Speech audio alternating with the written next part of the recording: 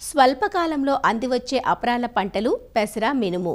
రబీ వరిలో మాగాణుల్లో దున్నకుండా రెండవ పంటగా సాగు చేస్తుంటారు కొన్ని ప్రాంతాల్లో రైతులు. మాగాణుల్లో వెదజల్లి సాగు చేసేటప్పుడు భూమి తయారీకి పెట్టే పెట్టుబడి తగ్గడమే కాదు, సమయం కూడా ఆదా అవుతుంది. అదే మెట్టలో అయితే ఖరీఫ్, రబీ, వేసవి పంటలుగా 3 కాలాల్లో సాగు చేస్తారు.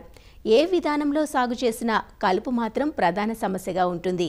వీటి నివారణకు నేడు అనేక కలుపు మందులు అందుబాటులో ఉన్నాయి. అయితే వీటి వినియోగంలో అవగాహన కలిగి ఉండాలి.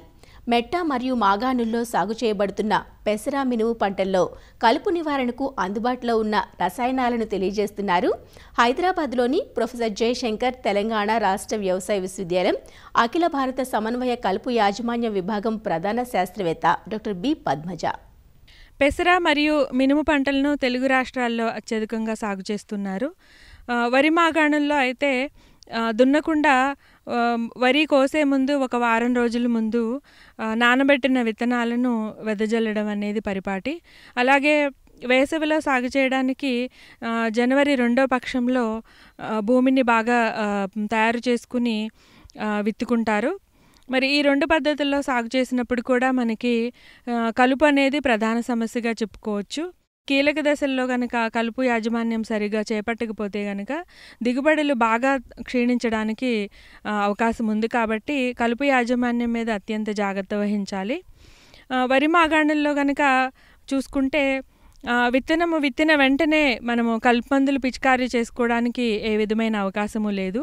మొక్కలు మొలిచిన తర్వాత 15 నుంచి 20 రోజుల లోపల కనుక మనము ఇమాజితాపైర్ అనే కలుపు మందును ఎకరానికి 300 మిల్లీలీటర్ల చొప్పున కనుక కలిపి పిచికారీ చేసుకుంటే వెడల్పాకు కలుపు కానీ అలాగే గడ్డి జాతి కలుపు మొక్కలు కానీ మొలిచిన వెంటనే ఎండిపోవడానికి అవకాశం ఉంది.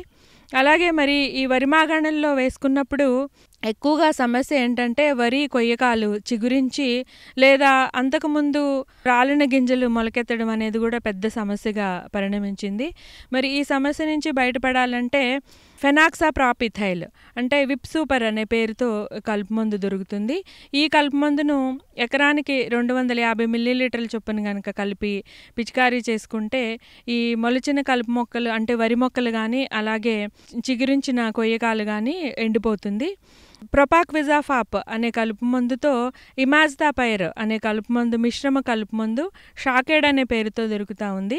ఈ కలుపు మందును ఎకరానికి 800 మిల్లీలీటర్ల చొప్పున కనుక కలిపి పిచికారీ చేసుకుంటే అన్ని రకాల కలుపు మొక్కలు అంటే వెడల్పాకు కలుపు మొక్క కానీ బంగారు తీగ కానీ అలాగే గడ్డి జాతి కానీ మొలచిన వరి కానీ అన్ని రకాల కలుపు మొక్కలు నాశనమవుతాయి.